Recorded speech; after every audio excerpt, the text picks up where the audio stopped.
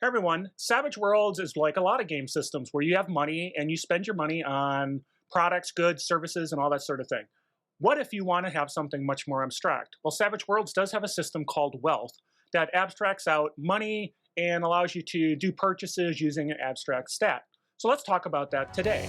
It's a savage world. Strangers are with war.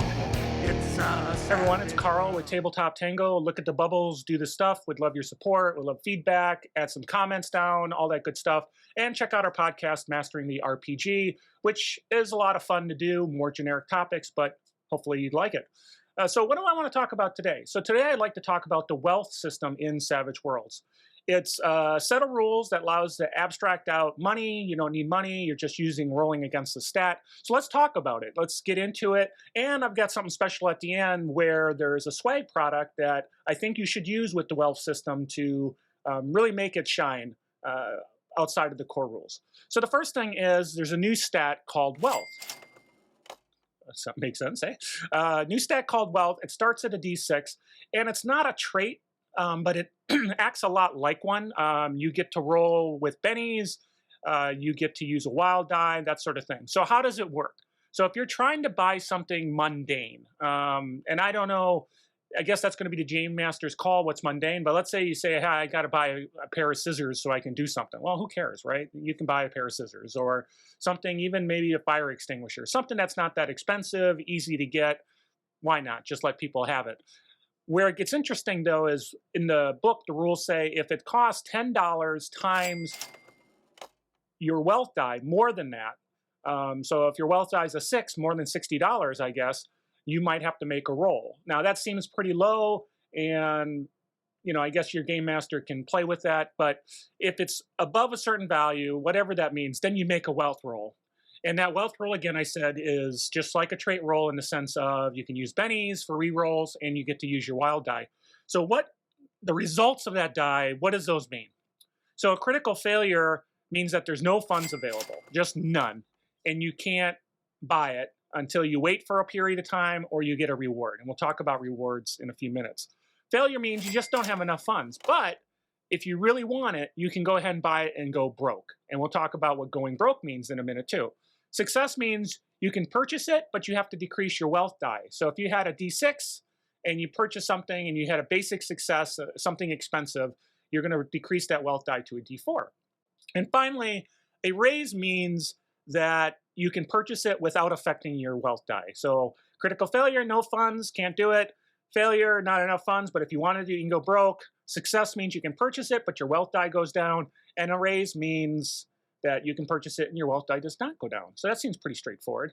Now, there's some additional bonuses that can be had. For example, if you got the rich edge, you would have a higher base die of a D8.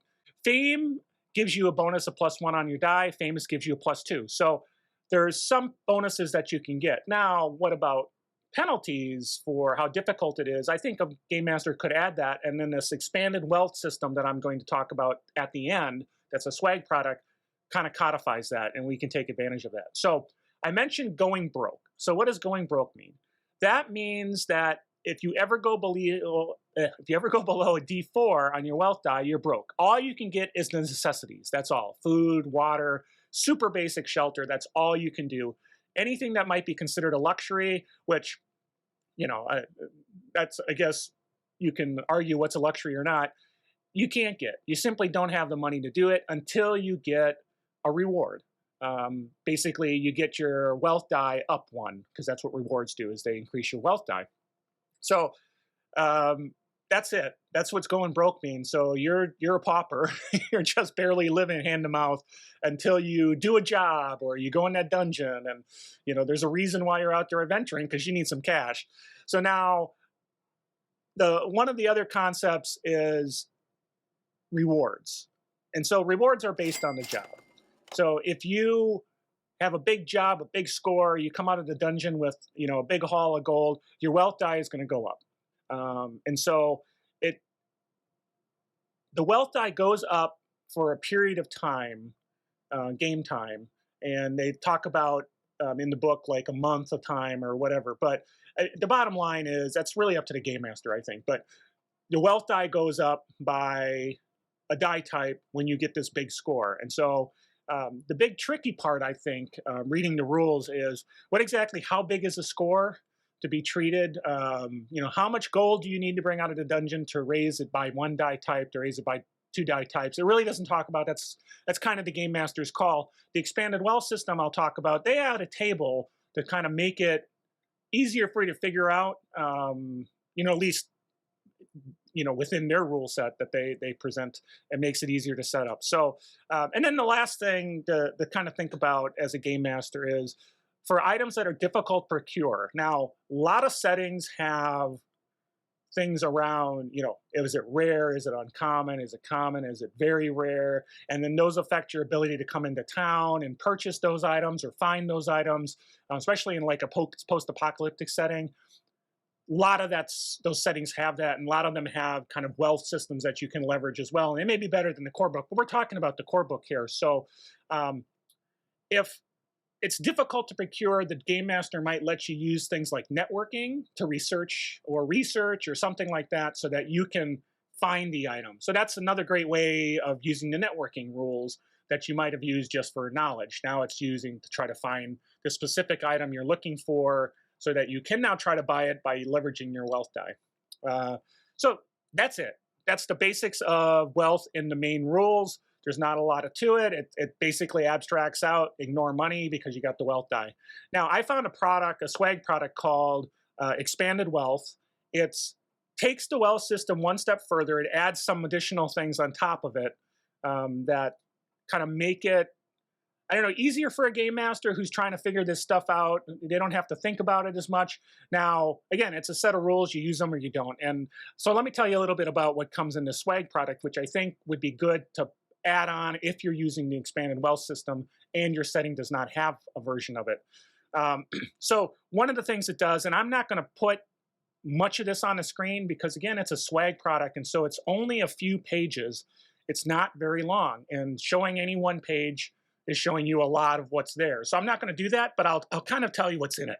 First, it adds more detail around using the mechanic, like when, why, not a lot of, but a little more details might make it easier. It adds the big part that I think it adds to the equation or it brings to the table is it has a table called the value penalty table, which adds negatives to your roll based on the difference between your starting funds and what you're trying to purchase. So if the game has $500 starting funds, which is what basic Savage Worlds do, you have no penalty for up to $250. You have a -1 penalty for up to $500. You have a -2 for up to $1,000, etc. And so what it does is it now codifies how expensive something is how much penalty on your wealth die to try to get it. So it's trying to make a better estimation of super expensive things should not be as easy to get as things that are less expensive and are closer to the money you have. So it adds that. It then does a better job, I think, of defining rewards. And again, it uses that table. So it uses it the opposite way. So based on how much the score is, like you brought 1,000 gold out of the dungeon, that then would define, that gives you what that value penalty is, right? And let me just read it. This one I'll read and maybe put up on the screen just so you can see how the rewards section works. So it mentions to consider a payment has to be substantial enough to be considered a reward.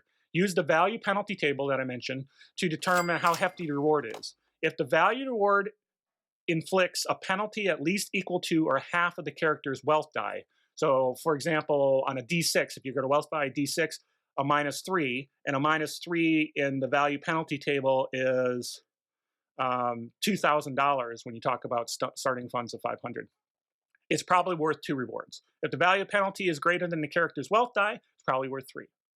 So it uses this table, and I think the table is sort of the linchpin. It's the centerpiece of this small swag product, and I think it's probably useful if you don't want to have to use a lot of value judgment. Now you have something written down, and sometimes players prefer to have something where it's obvious that, oh, I know I'm going to have a penalty of so much if I'm trying to do something.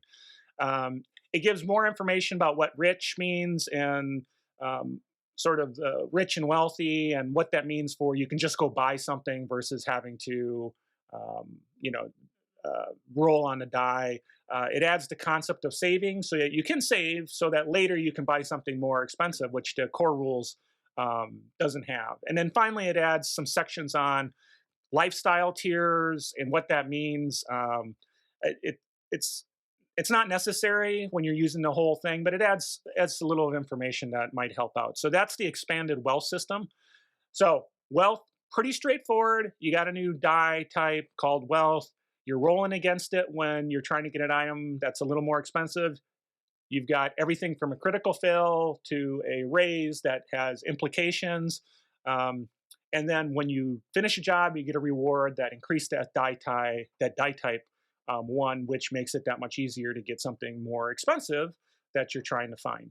So that's wealth. Pretty straightforward, not too hard, but I do recommend that you go and you download the expanded wealth system as well from Swag if you're planning on using it, because I think it adds a lot there. Or check your setting out. Your setting may have a wealth system too that works well for what they're trying to capture in the flavor of their setting. So you can do abstract wealth in Savage Worlds. There's a system for it.